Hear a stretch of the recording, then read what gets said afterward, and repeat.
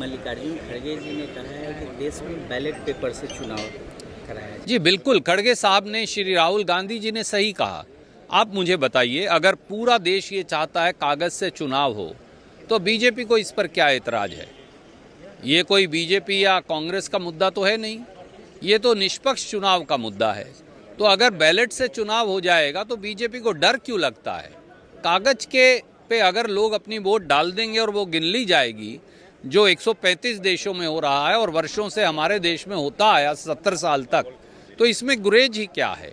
सवाल बड़ा सीधा है और ये सवाल प्रधानमंत्री जी से पूछा जाना चाहिए। सुप्रीम कोर्ट का एक वर्डिक्ट भी आया है, उसमें कहा कि ईवीएम को लेके कि ईवीएम जब जीत जाते हैं तो ईवीएम का पर कोई खोट नहीं निकालते हैं। देखिए, कांग्रेस ने या विपक्ष के किसी नेता ने तो ये मुकदमा दायर किया नहीं, और उनका मंशा अच्छी हो सकती है मुकदमा दायर करने वालों के लिए, उनका रास्ता सही नहीं। संसद को ये निर्णय कर देना चाहिए कि कागज से चुनाव होगा, चुनाव आयोग को ये निर्णय कर देना चाहिए कागज से चुनाव होगा।